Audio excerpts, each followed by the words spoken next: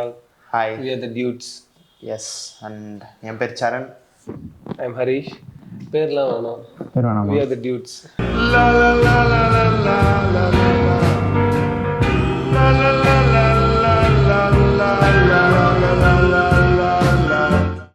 சொல்லு, எதுக்கு இந்த சேனல்? ஏன் எதுக்குன்னா சொல்ல முடியாது. எனக்கு இருக்கு. உனக்கு இருக்கு. ஓகே. பணக்காரன் அப்படின்னு இல்லை. எனக்கு எதுக்கு இந்த சேனல்னா சேனல் ஆகுதான்னு பார்ப்போம். ஆச்சு அப்படின்னா ஏன் இந்த சேனல்னா நீ சொன்ன அதே காரணம் தான். எனக்கு லைக் ஒரு டாக்குமெண்டேஷன் பிளஸ் நம்ம நம்மளோட உரையாடல் அண்ட் நம்மளோட தாட் ப்ராசஸ் நாளுக்கு நாள் மாறுது. ஒரு வருஷம் 2 வருஷம் எல்லாம் போய் இப்ப கிடைக்கிற அந்த இன்ஃபர்மேஷன் ஓவர்வெல்மிங்கா இருந்து நாளுக்கு நாள் மாறுது. இந்த சேனல் ஆரம்பிக்கிறதுக்கு நம்ம அங்க பார்த்து பேசணும். நம்ம 2 பேரும் ஏதோ டீ கடையில உட்காந்து பேசணும். First video. ஆமா, எனக்கு இந்த சேனல் ஸ்டார்ட் பண்றதுக்கு சரி நம்மளும் பேசலாம் அப்படின்னு சொல்லி சில பேர் நம்ம சொல்லணும். ஓம் கிரீம் பாட்காஸ்ட், அதுல பேசின சத்ரி அண்ணன், ராகுல் அண்ணன், அதுக்கப்புறம் எனக்கு மெயினா டெம்பிள் மங்கீஸ் விஜய் வரதராஜ் அவங்க அண்ணனை மென்ஷன் பண்ணாம பேச முடியாது. ரீசெண்டா ஓம் கிரீம் மூலியமா நம்ம கண்டுபிடிச்ச த ஜெம் ஐஸ் பிரியாணி. ஆமா, அதை கம்பேர் பண்ணும்போது நாங்கள் ஒன்றும் பேச போறது கிடையாது. என்ன படம் எடுத்த உடனே பேச போறோம்னு முடிவு பண்ணோம். ஸோ தி ஹோல்சம்னஸ் ஆஃப் தி டெக்கேட்னே சொல்லலாம். ஆமாம், டெக்கேட் கொஞ்சம் இல்லை சொல்லலாம் இல்லை. ஆமாம், டெக்கேட்னா என்ன 2014? ஆமாம், அதுக்கு முன்னாடி வரைக்கும் அதுக்கப்புறம் அந்த மாதிரி ஒரு படம் வந்தது கிடையாது. 96 வந்துச்சு. பட் ஆனால் அது பெயின், அது வேற டிபார்ட்மெண்ட். ஆமாம். ஆனா இது நம்ம எப்போ பண்ணோம்னு இது பண்ணோம், மெய்யழகன் வந்தப்போ பண்ணணும்னு நினைச்சோம். படம் வந்துச்சு, கால தாமதம் ஆயிட்டு. பட் அதுவும் ஒரு அழகு தானே. ஸோ அப்படி அது மட்டும் இல்லாம சும்மா பிடிச்ச படங்களை பத்தி பேசுறது, இப்போ கரண்டா வர படங்கள், அப்புறம் வேர்ல்டு சினிமா அண்ட் இதெல்லாம் இண்டிபெண்டன்ட் மியூசிக், அது சும்மா ஒரு ASMR என்னென்ன தோணுதோ எல்லாமே பண்ற மாதிரி தான் ஒரு ஐடியா. ஆமா ஆமா ஆமா. அப்புறம் நம்ம டெக்னிக்கலா போகும்போது ரொம்ப ஒரு கன்ஸ்ட்ரக்டிவ் ரிவ்யூ மாதிரி இல்லாம நாம ஒரு இப்போ இந்த படம் ரிவ்யூவே கிடையாது, டிஸ்கஷன் தான். ஆமா ஆமா டெஃபினட்டா. ஆமா. சோ ரிவ்யூவா நம்ம அதுக்கு சீக்கிரம் ஆரம்பிச்சுன்னு இருக்கேன். ஆமா, ரிவ்யூலாம் ஒரு கண்டினியூஷன் ரிசர்ச். முதல்ல நம்ம இந்த படம் பார்த்து வாட் ஐ ஃபெல்ட் அப்படிங்கறத பேசலாம். அது ரொம்ப நல்லா இருக்கும்னு நினைக்கிறேன். ஓகே. வாட் ஐ ஃபெல்ட், அதுக்கு வாட் ஐ ஃபெல்ட்டோட சேர்ந்து மித்த விஷயங்கள்லாம். மெய்யழகன் மாதிரி எனக்கு ஒரு இது ஆள் இல்லையே, ஒரு 25 லட்ச ரூபா கொடுக்கன்றேன். இல்லை அப்படி இல்லை. சரி, ஓகே, அப்படி போயிடலாமா? போயிடலாம். ஓகே, சரி. ஃபர்ஸ்ட் நீங்க சொல்லுங்க, உங்களுக்கு என்ன தோணுச்சு? என்ன சொல்றது, இல்ல எனக்கு ஸோ இந்த படம் பார்க்கும்போது எனக்கு ரொம்ப ஓவர்வெல்ம்டா தான் இருந்தது. ஏன்னா 2-3 பர்சனல் இன்சிடென்ட்ஸ் இருக்கு எனக்கு.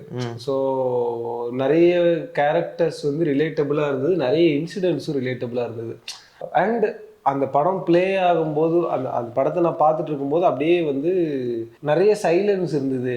ரொம்ப மியூசிக்லாம் இல்லாம அந்த சைலன்ஸ் அப்படியே அந்த எமோஷன் எனக்கு கன்வே ஆகிற மாதிரி இருந்தது. வேற எனக்கு இங்கேயும் அந்த மாதிரி இருந்ததுங்கும்போது அதெல்லாம் என் மைண்ட்ல ஓடிட்டு இருந்தது. அதை தாண்டி எனக்கு ரொம்ப எக்ஸைட்டடா அப்படியே ஹூப்டா ஃபீல் பண்ண இது அந்த பெரியாரோட போட்டோவையும் முருகரோட போட்டோவையும் ஒன்னா வச்சிருந்தாங்க. அந்த சீன்ஸ் வரும்போது நான் ரீசெண்டா தான் கத்தின்னு வந்தானுங்க. பெரியார் போட்டோ கொண்டு போய் முருகர் போட்டோ பக்கத்துல வச்சிருக்காங்க. இக்னோரபிள் கிரவுட் அப்படின்னு. பட் ஆனா எனக்கு இப்ப ரீசெண்டா தான் நான் தோ பரமசிவம் ஐயா அவர்களுடைய புத்தகங்கள் படிக்க ஆரம்பிச்சேன். ஓகே. அதுவுமே வந்து பாட்காஸ்ட் கேட்டேன். ஆமா பாட்காஸ்ட் கேட்டு பாட்காஸ்ட் மூலமா ஆனா அதுக்கு முக்கியமான அகைன் அது இலக்கிய குரங்குகள் temple monkeys credit goes to ஆமா ஃப்ரேமுக்கு வெளியே கைப்பிட்டு வருதுன்னு நினைக்கிறேன். பரவாயில்ல ஓகே. கிரெடிட் கோஸ் டு இலக்கிய குரங்குகள் டெம்பிள் மங்கீஸ் தான். அதுல வந்து அவங்க இந்த காந்தாரா அந்த டைம்ல ரெஃபர் பண்ணியிருந்தாங்க. அப்போ அவ்வளோ இன்ட்ரெஸ்ட் எடுத்துக்கல. பட் எங்க ஊர்ல எங்க ஃபேமிலியில வந்து இந்த சிறுதெய்வ வழிபாடும் அப்புறம் இந்த மாதிரி சடங்குகளும் உண்டு. அப்படிங்கும்போது வந்து தோப்பா அந்த ரெஃபரன்ஸ் இருக்கும்போது வந்து எனக்கு அப்படி முருகரையும் அண்ட் அகைன் வேல்பாரி படிச்சதுக்கு அப்புறம் ஏன் முருகர்ன்றது ஆமா ஏன் முருகர் யாரவனா வச்சிருந்திருக்கலாம். ஆனா ஏன் முருகர்ன்ற இது வந்து நம்ம அதுக்கு வந்து அவரோட இன்டென்ஷன் டைரக்டரோட இன்டென்ஷன் என்ன வேணாலும் இருந்திருக்கலாம். ஆனா எனக்கு ஃபீல் ஆனது வந்து இந்த விஷயம் எல்லாம் எனக்கு கனெக்ட் ஆச்சு. பிளஸ் அதுக்கப்புறமா அந்த அவருக்கு அது தோணி இருக்காதுன்னு நமக்கு நீங்க சொல்லலாம். பட் ஆனா வந்து ஆமா ஆமா பட் ஆனா வந்து எனக்கு தோணுனது நீங்க சொல்லுங்க ஃபர்ஸ்ட் என்ன தோணுச்சுன்னு சொல்லி அதுக்கப்புறம் நம்ம வந்து போகலாம். ஸோ வந்து இந்த விஷயம் வரும்போது எனக்கு ரொம்ப எக்ஸைட் ஆயிட்டேன். அண்ட் அவன் வந்து அந்த நடுகள் பத்தி பேசும்போது அது வந்து கோயில் வேணியா அந்த கோயில் வெண்ணி அந்த நடுகள் பத்தி பேசும்போது வந்து ரொம்ப நீடாமங்கலத்தில் நடந்த போரை பத்தி பேசி இதெல்லாம் பேசும்போது வந்து எனக்கு ரொம்ப கியூரியஸ் ஆயிட்டேன். அண்ட் ஒரு மாதிரி நான் ஊருக்கு போய் நடுகள்லாம் தேட ஆரம்பிச்சிட்டேன். ஒரு படி மேல போய் நடுகள் இருந்தாதான் மெடிடேட் பண்ணுவேன்னு பைத்தியக்கார மாதிரி. ஸோ அதெல்லாம் தேட ஆரம்பிச்சிட்டேன். ஆனா வந்து அந்த விஷயம் வந்து ரொம்ப கியூரியஸா இருந்தது எனக்கு. ஆமா அது என்னதான் நம்ம வந்து மார்க் பண்ற அதை கலாய்க்கிற ஆங்கிள் கல்லு வச்சாலும் கும்பிட்டுருவானுங்க அப்படின்ற ஆங்கிள் பார்த்தா ஆனா அதுக்கு பின்னாடி வந்து அது வெறும் கல்லு மட்டும் கிடையாது. ஆமா அதுக்கு பின்னாடி இருக்கிற ஒரு ஹிஸ்டரி இருக்குன்றத வந்து நம்ம தெரிஞ்சுக்கணும். ஒரு கல் இருக்குன்னா அது கல்லு கிடையாது. யாராவது ஒருத்தர் ஒரு 6 கல்லு வச்சு கும்பிடுறாங்கன்னா அது வந்து கல்லு கிடையாது. யாராவது ஒரு 6 பேரை கொண்டிருப்பானுங்க. இல்ல ஏதாவது ஒரு கில்ட்டோட வெளிப்பாடாதான் அது இருக்கும். சும்மாலாம் யாரும் வந்து இது பண்ண மாட்டாங்க. அது வந்து ஒரு அது வந்து சான்ஸ்கிரிட் காட்ஸ் சும்மா கும்பிடுறதெல்லாம் இல்ல. இப்போ வந்து அகைன் சூப்பர்ஸ்டிஷியஸ் வந்து மூட நம்பிக்கையை ப்ரமோட் பண்ணல. அது கரெக்ட்னு சொல்லல. ஆனா அது கல்ச்சரலா சில விஷயம் வந்து அகைன் கல்ச்சர்னு சொன்னாலும் சிக்கல் இருக்கு. அதை அண்டர்ஸ்டாண்ட் பண்ணிக்கணும். அதுக்குதான் மெயினா வந்து பரமசிவம். இப்போ அது ஏன் அப்படிங்கிறது வந்து புரிஞ்சுதுன்னா வந்து எதுக்கு பெரியார் அண்ட் முருகர் வச்சிருக்காங்கிறது வந்து நமக்கு புரியும். நமக்கு தெரிஞ்சது நம்ம சொல்லலாம், தப்பு இல்லை. அதாவது நம்மளோட அப்சர்வேஷன்ல நமக்கு ஏன் அதை வச்சிருக்காங்கன்னு தோணுச்சுன்னா எனக்கு பர்சனலா ஏன் தோணுச்சுன்னா முருகர் வந்து தமிழ் கடவுள்னு சொல்றாங்க. பட் தமிழ் கடவுள்னு கிடையாது. தமிழ் ரேஸ்லயே இருந்து அது ரேஸ் இல்ல ரேஸ்னா அதாவது இந்த நம்ம நிலப்பரப்புல முன்னாடி இருந்த ஒன் ஆஃப் த ஆன்செஸ்டர் நிறைய அதாவது ட்ரைபல் அண்ட் சிறுதெய்வங்கள் இருந்த டைம்ல வந்து ஒன் ஆஃப் தி மெயினான ஒரு ட்ரைபல்ல வழிபடுற குடி. ஆமா ட்ரைபல்ல அதான் ஒரு குடியில வழிபடுற ஒரு தெய்வமா. ஆனா முருகர் வந்து கிட்ட பெருதெய்வம் மாதிரி தான் நினைக்கிறேன். அதை குளோரிஃபை ஆம்பிளிஃபை பண்ணி அதை வந்து சேர்த்துக்கணுன்றதுக்காக பண்ணப்பட்ட ஒரு இதுதான். பட் ஆனா அதை பக்கத்துல வச்சதுக்கு காரணம் வந்து simple, he's one of us அப்படின்ற மாதிரி ஒரு இதுதான். ஸோ அந்த பேலன்ஸ் கிடைக்கும். நீ சாமி கும்பிட்றதுக்காக நீ பெரியார் ஃபாலோ பண்ற கிடையாது, மற்றவங்கள சொல்லலை. அதாவது முருக வழிபாடுன்ற பேசிஸ்ல மட்டும் சொல்றேன். நீங்க உடனே உள்ள சாமி கும்பிட்றதுக்காக நீ வந்து பகுத்தறிவாளனா இருக்க கூடாதுன்றது கிடையாது. அதுவும் இருக்கலாம், இதுவும் இருக்கலாம். பட் ஆனா முருக வழிபாட்டுக்கு பின்னாடி உள்ள ஹிஸ்டரி இருக்குன்றதுதான் நம்ம தெரிஞ்சுக்க வேண்டியது. இன்னொரு இப்போ எங்க இந்த எல்லா பிரச்சனையும் வருது அப்படின்னா ஏன் இவ்வளோ டிஸ்க்ளைமர் போட வேண்டியது இருக்குன்னா, இப்போ அந்த சொல்லுவாங்கல்ல, நீ வால் சுத்தும் போது உன்னோட ஃப்ரீடம் வந்து இன்னொருத்தன் லைக் ஆப்போசிட்ல இருக்கிறவங்க மூக்கு நுனி வரைக்கும் தான் அப்படின்னு. ஸோ நம்மளோட பர்சனலைஸ் ஸ்பேஸ்ல வந்து நம்ம மித்தவங்களை நம்மளை சுத்தி இருக்கிறவங்களை அஃபெக்ட் பண்ணாம என்ன பண்ணிக்கிட்டாலுமே பிரச்சனை இல்லை. ஆமா ஆமா ஆமா என்ன வழிபட்டாலும் சரி, அது ஹோப்பு, ஃபெய்த்து, காடு, லைக் நேம் இட் எனி. ஓட்டு போடாதீங்க.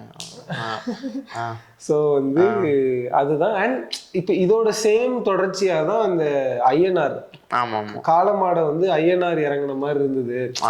அண்ட் அந்த இப்போ அந்த ஜல்லிக்கட்டுங்கிற ஃபெஸ்டிவல் வந்து நமக்கு எப்படி அனிமலோட பாண்டடா இருக்காங்க அண்ட் கல்ச்சுரலி இங்க அனிமல்ஸோட இருக்கிற ஒரு ஃபெஸ்டிவல். பொங்கல் எவ்வளவு இம்பார்ட்டன்டான ஃபெஸ்டிவல் அண்ட் அதுல அக்ரிகல்ச்சர் பேஸ் பண்ணி இருக்கிற ஃபெஸ்டிவல் அது. அண்ட் அதுல அக்ரிகல்ச்சர் வித்தவுட் அனிமல்ஸ் வந்து நமக்கு கிடையாது. அப்படிங்கும்போது வந்து அந்த இதுல வந்து இந்த ஐஎன்ஆர் ரெஃபரன்ஸ் வச்சதா இருக்கட்டும், அதெல்லாம் எனக்கு ரொம்ப ரொம்ப எக்ஸைட்டடா இருந்தது படத்துல. அண்ட் அது ஒரு மாதிரி கியூரியஸா இருந்தது. மெயினா இதை பத்தி தேடி இன்னும் நிறைய படிக்கணும். தேவையில்லை, கட் பண்ணிடும். தேவையில்லை, அது தேவையில்லை, கட் பண்ணிட்டாங்க. ஓ ஆமா ஆமா, எனக்கு ரொம்ப நான் வந்து இங்க படம் சென்னையில பார்த்துட்டு அப்புறம் ஊருக்கு போயிட்டு ஃபேமிலி எல்லாம் கூட்டு போறேன். எங்கடா அந்த சீன், என்னடா அதை காணும், என் தம்பி என்ன சொல்லி கூட்டு போனேங்கிற மாதிரி. பட் ஆனா அண்ட் இந்த ரெஃபரன்ஸ் ஒன்று. இன்னொன்று அவங்க அந்த லைட்ல உட்காந்துட்டு ஆஃப்டர் லாங் கார்த்தி அந்த மாதிரி கிட்ட 1000ல் ஒருவன் ஞாபகம் வந்துச்சு எனக்கு. டீ கிட்ட உட்காந்து அப்படி பேசிட்டு இருக்கும்போது வந்து அண்ட் அதுல வந்து அவன் இங்க நடந்த போர்கள் பத்தியும் இங்க இருக்கிற வேலு நாச்சியார் பத்தி சொல்லியிருப்பாங்க. அப்புறம் இலங்கை தமிழர் பத்தி பேசியிருப்பாங்க, ஸ்டெர்லைட் ஷூட்டிங்கை பத்தி பேசியிருப்பாங்க. ஸோ இதெல்லாம் பேசும்போது வந்து அது அப்படியே அண்ட் இவங்க எல்லாருக்குமே அவன் மோன் பண்ண விதம் அதுவும் தேவையில்லை, தூக்கிடுவோம். அண்ட் இவன் மோன் பண்ண விதம், இப்ப இவங்க எல்லாரையுமே வந்து அந்த போராட்டத்துக்கு இவன் போனேன்னு சொன்னதா இருக்கட்டும், அண்ட் இவன் மோன் பண்ண விதம் எல்லாமே வந்து திதி கொடுத்தது அந்த மாதிரி. அது நான் அந்த சீன் வரும்போது நான் என்ன ஃபீல் பண்ணேன்னா, நான் ஸ்கூல் படிக்கும் போதுதான் நம்ம இலங்கை எல்டிடி பீக்ல இருந்து. அப்போ நான் வந்து ஒன்லைன்ல சொல்லணும்னா அப்போ நான் ரிசீவ் பண்ணது அதை மோன் பண்ண விதம் வந்து மெய்யழகன் மாதிரியும். நான் ஆஃப்டர் இப்போ அடல்ட்ஹுட் வந்து இந்த மாதிரி இப்போ காசா இப்போ நடக்கிற வார்கள்லாம் ரிசீவ் பண்ணும்போது நான் ஒரு அருள்மொழி மாதிரியும் ஃபீல் பண்றேன். அதாவது ஒரு லெத்தாஜிக்கான ஒரு ஒரு அயற்சி, ஒரு அந்த கதையை அவன் சொல்லும் போதே அரவிந்த் சாமி அப்படிதானே இருப்பாரு. அப்படிதான் நான் பார்த்த வரைக்கும்.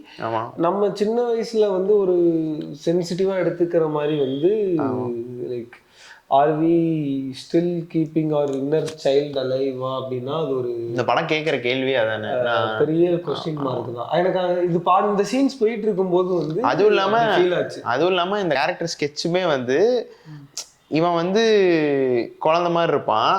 பட் ஆனால் வந்து அவனுக்குன்ற ஒரு சொந்தமான ஒரு கரியர் கிடையாது அப்படின்ற மாதிரி இருக்காது. அவன் வந்து ஒரு என்ன சொல்றது, ஒரு பார்ன் வித் சில்வர் ஸ்பூன். அதனால தான் இவன் இப்படி இருக்கான்.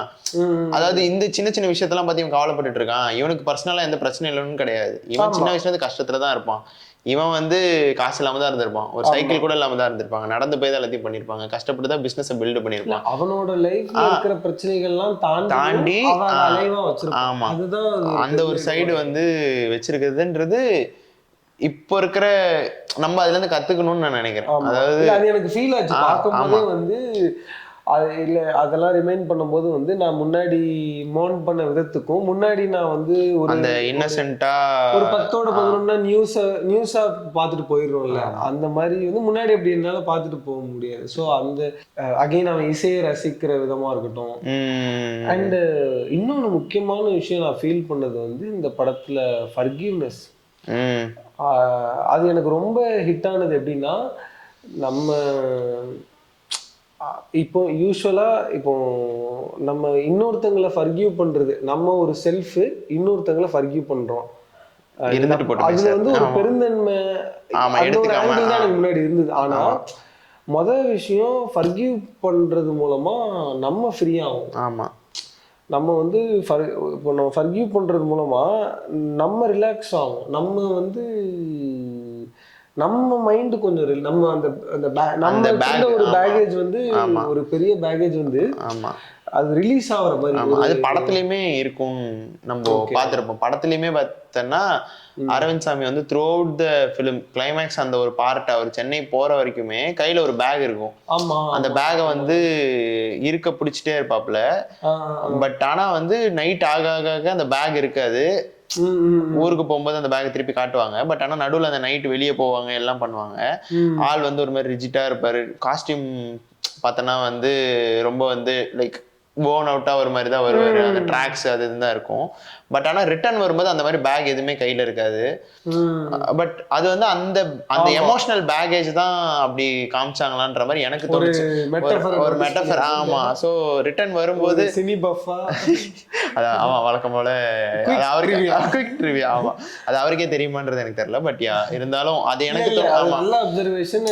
அதாவது நடந்து வரும்போது ஒரு மாதிரி நடக்கும்போதே ஒரு மாதிரி இறுக்கமா வர ஒரு ஆளு ரிட்டர்ன் போயிட்டு திருப்பி மெய்யழகனை பார்க்க வரும்போது அப்படியே கையை வீசிட்டு நடந்து வந்து கோயில வந்து அர்ச்சனை கொடுத்துட்டு வீட்டுக்குள்ள வரும்போது கை அவ்வளவு எனர்ஜி இவருக்குள்ள இருந்ததுன்றது. ஏன்னா வந்து ஒரு டைரக்டர் ஒரு ஷாட் வைக்கிறாங்க, ஒரு காஸ்டியூம் போடுறாங்க, ஒரு பேக்கை கையில கொடுக்குறாங்க, சும்மா கையில ஒரு போனை கொடுக்குறாங்கன்னா கூட ஒரு கான்சியஸான ஒரு டிசிஷன். சும்மா வந்து இது இருக்கட்டுமே ஃப்ரேம்லன்னு யாரும் வைக்க மாட்டாங்க. இல்லைன்னா ஏதாவது பண்ணி தூக்கிடுவாங்க. பட் ஆனா அது அவ்வளவு கான்சியஸா வைக்கிறாங்க. பேக் இருக்கணும்னு நினைச்சு அதுக்கப்புறம் பேக் வேணாம்னு நினைக்கிறாங்கன்னா இதுவா இருக்குமோன்னு எனக்கு தோணுச்சு. இல்ல நல்ல அப்சர்வேஷன் தான் ஆக்சுவலி. அது உண்மையும் கூட. அவரு படம் ஃபுல்லா அதை கேரி பண்ணிட்டே இருக்கிற மாதிரி இருக்கும். அண்ட் இவங்க கேட்பாங்க எனக்கா ஒண்ணு பண்ணுவீங்களா, அவங்க மன்னிச்சு விட்டுருங்க அப்படிம்பாங்க.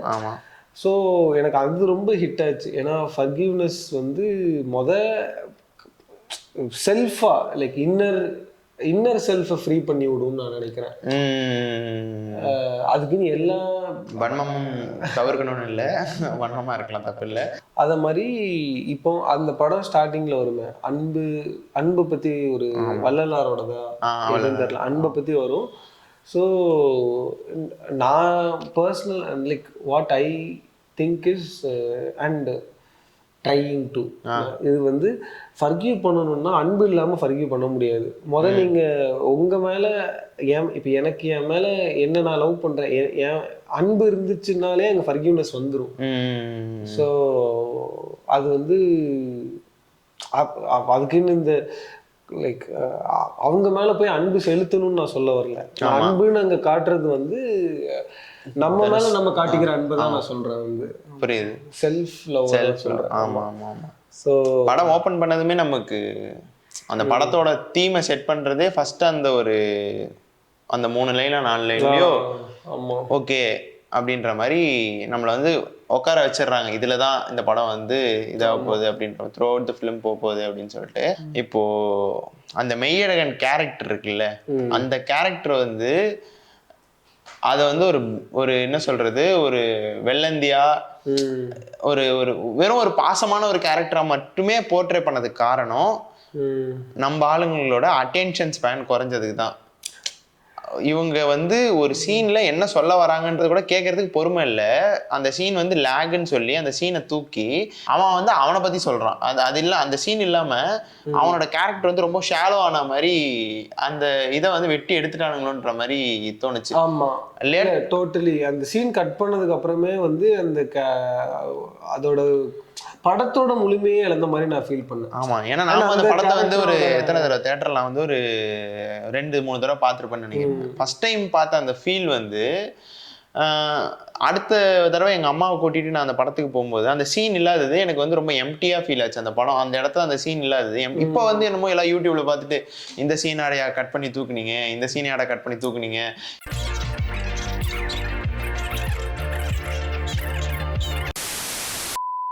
அந்த போர்ஷன் வந்து ரொம்ப முக்கியமான போர்ஷன். அதை தூக்குனது அந்த படத்தோட சோல் லைட்டா ஒரு 20% அப்படி உறிஞ்சு வெளியெடுத்த மாதிரி. ஆமா, இல்லாத மாதிரி இருந்தது. ஆமா, அந்த மெய்யழகன்ற அந்த கேரக்டரு அவனை வந்து ஒரு வெள்ளந்தியான ஒரு ஆளாகவும் அத்தான் படம் ஃபுல்லா அத்தான்ற அளவுக்கு கலாய்க்கிற அளவுக்கு ஆயிடுச்சே தவிர அவனோட கேரக்டருக்கான ஒரு டெப்த் இல்லாம போச்சு. அவனுக்கான கேரக்டர்னா அந்த ஒரு இடத்துல மட்டும்தான் வரும். அவன் உள்ள வரும்போது அந்த சங்கத்திலே எங்கேயோ வந்து கருப்பு கொடி போராட்டம் முடிச்சுட்டு வரேன் அப்படின்றது அப்படியே ஒரு கடந்து போற மாதிரி இருந்தது. ஆனா அந்த கேரக்டர் பேர் மெய்யழகன், படம் பேர் மெய்யழகன், இவங்க வந்து அந்த சீனை தூக்கிட்டாங்க. அதுதான் வந்து எனக்கு இன்னும் ரொம்ப வந்து டென்ஷன் ஆகுது. அது யூடியூப்ல விட்டதுக்கு அப்புறம் வந்து இன்னும் கடுப்பா வருது. என்னன்னா அதை பார்த்துட்டு இவனுங்க வந்து இதையா கட் பண்ணி தூக்குனீங்க அப்படின்னு சொல்லிட்டு ஓடிடியில் பார்த்துட்டு வந்து lucky are those people who watch the uncut version of Meiyazhagan எல்லாம் போடுறதெல்லாம் கொஞ்சம் இதுவாக இருக்கு. ஆமாம், 20 நிமிஷத்துக்கு ஒரு தடவை ஒரு ஆர்காசம் கொடுக்குற சீன்ஸை வச்சு ஒப்பைத்திரலான்னு ஒரு ஐடியாலஜி வருது எல்லா படத்துலையுமே. 20 நிமிஷத்துக்கு ஒரு தடவை ஒரு கேமியோ கொடுங்க. ஆமா ஆமா ஆமா, நீ சும்மா இருக்கியா தெலுங்குல வா நீ வான்ட்டு கூப்பிட்டு வந்து ஒரு ஹை சீன் கொடுத்து அந்த படத்தை ஒப்பேத்தலான்னு பார்க்குறாங்களோன்னு எனக்கு தோணுதே தவிர ஒரு அதாவது என்ன சொல்றது, அட்டென்ஷன் ஸ்பேன் இல்லாத ஒரு ஜென்ரேஷன் உள்ள நம்ம இருக்கோமோ அப்படின்ற மாதிரி எனக்கு தோணுது. அதுவும் இல்லாமல் வெரைட்டி ஆஃப் மூவிஸை வந்து ரசிக்கிறதுக்கு இந்த ஆடியன்ஸ் வந்து தவறுறாங்களோன்றதும் எனக்கு தோணுச்சு. அதுல எனக்கு சின்ன மாற்று கருத்து இருக்கு. ஏன்னா முன்னாடி இருந்ததுக்கு இப்போ வந்து கொட்டுக்காளி தியேட்டர்ல ரிலீஸ் ஆனதே பெரிய விஷயம். கொட்டுக்காளி ரிலீஸ் அதாவது கொட்டுக்காளி மெய்யழகன் மாதிரியான படங்கள் வந்து அதாவது நீங்க சொல்ற பிரச்சனை இருக்கு. ஆனா எவல்யூஷன் இருக்கு. முன்னாடி இருந்ததுக்கு இப்ப பரவாயில்ல பத்தலன்னு. ஆமா இல்ல இங்க நீங்க சொல்றது கரெக்டா இருக்கு. நான் அதுக்கு இது பண்ணல. ஆனா முன்ன இப்போ வந்து கூழாங்கல் வந்து தியேட்டர்ல வரல. ஆனா அந்த டைரக்டர் எடுக்கிற அடுத்த படம் வந்து ரிலீஸ் ஆகி ஒரு 3 வாரம் ஓடுதுங்கும் போது வந்து ஆமா, ஆனா அதுக்கான ஆடியன்ஸ் வந்து முன்னாடி இருந்ததுக்கு முன்னாடி ஒரு 10 பேர் வந்தா இப்போ ஒரு 50 பேர் பார்க்க இல்ல. ஆனா வந்து அதுல வந்து எனக்கு அதுல வந்து ஒரு சின்ன ஒரு இது இருக்கு. என்னன்னா அந்த படம் வருது, கமர்ஷியலா சக்சஸ் ஆகணும்ல. இப்ப கடைசி விவசாயி வந்து கமர்ஷியலா சக்சஸ் ஆகல.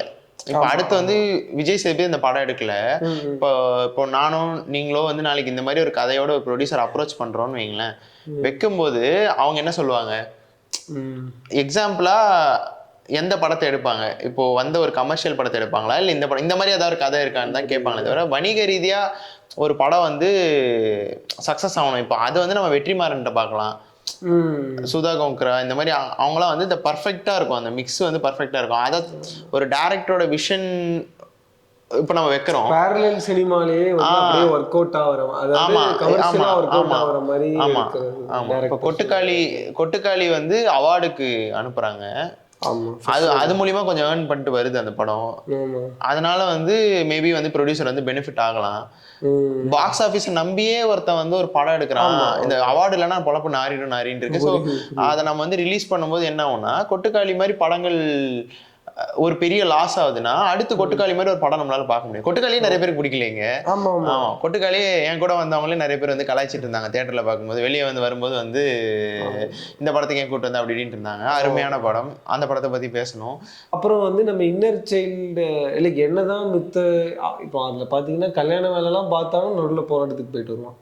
ஸோ நம்ம சாய்ஸ் தான், லைக் டு கீப் ஆர் எதை நம்ம மெச்சூரிட்டின்னு சொல்றோம், எதை அடல்ட் சொல்றோங்கிறது வந்து நம்மளோட ஓன் கிரிஞ்சு அப்படின்னு சொல்லி நம்ம அப்படி இருந்தவங்க தான். அதுல 2 பேராவும் என்னால முன்னாடி ஒரு விஷயத்தை எப்படி ஃபீல் பண்ண, இப்ப எப்படி இந்த விஷயம், இந்த ஒரு முரண் மட்டும்தான் எனக்கு வந்து, இந்த ஒரு கான்ட்ரடிக்ஷன் நமக்குள்ளே இருக்கிறது வந்து எஸ்பெஷலி நம்ம வந்து ஒரு இந்த ஃபாஸ்ட் பேஸ்ல எல்லாம் கடந்து லைக் எல்லாம் ஒரு நியூஸா அண்ட் ஸ்னிப்பெட்ஸா போக ஆரம்பிச்சதுக்கு அப்புறமா வந்து இது வந்து ஒரு ஹோல்டு பண்ணி இரு கொஞ்சம் மூச்சு விடுங்கிற மாதிரி அந்த படம். ஆமா. அண்ட் அகைன் மலையாளம் சினிமாவுக்கு வந்து இந்த மாதிரியான மூவிஸ் வந்து மலையாளத்துல ரொம்ப வரும்னு சொல்லிட்டு இருந்த மாதிரி இதுல வந்து தமிழ்ல இந்த மாதிரி படங்களை நம்ம இன்னும் கொஞ்சம் இது பண்ணும். கான்வர்சேஷனல் மூவிஸ் வந்து ஹோல்டு பண்றது கஷ்டம். ஆனா ரொம்ப அழகா ஹோல்ட் பண்ணிருப்பாங்க. அது ரொம்ப கஷ்டம். ஆமா, ரொம்ப நல்லா இருந்தது. அதை எழுத ரைட்டிங்ல கொண்டு வந்து அந்த ஸ்கிரீன்ல பண்றதுன்றதே ரொம்ப கஷ்டம். அதை வந்து இங்க வந்து இவ்வளோ ட்ரை பண்றாங்க, அதாவது ஆடியன்ஸை வந்து ஸ்க்ரீனோட ஹோல்டு பண்றதுக்கு. ஒரு 2 கேரக்டரு, ஒரு நைட்டு, ஒரு சைக்கிள், ஒரு கிணத்தடி, ஒரு ஆத்து வரும், இளையராஜா, ஒரு டேம். ஆமா. ஸோ அந்த இதை மட்டுமே வச்சு ஒரு நீடாமங்கலம்ன்ற ஒரு ஊருக்குள்ள வச்சு ஒரு 2.5 மணி நேரம் 2.75 மணி நேரம். ஃபர்ஸ்ட் கட்டு 2 hour 50 நிமிஷம்னு நினைக்கிறேன். நான் படம் பார்த்தப்போ 2:40 அவ்வளோ. ஆமா 2.75 மணி நேரம் ஓடுற ஒரு படம் ஹோல்டு பண்றதுன்றதே கஷ்டம். டியூட்ஸ் வந்து இப்போ போக் டியூட்ஸா மாற போறோம்.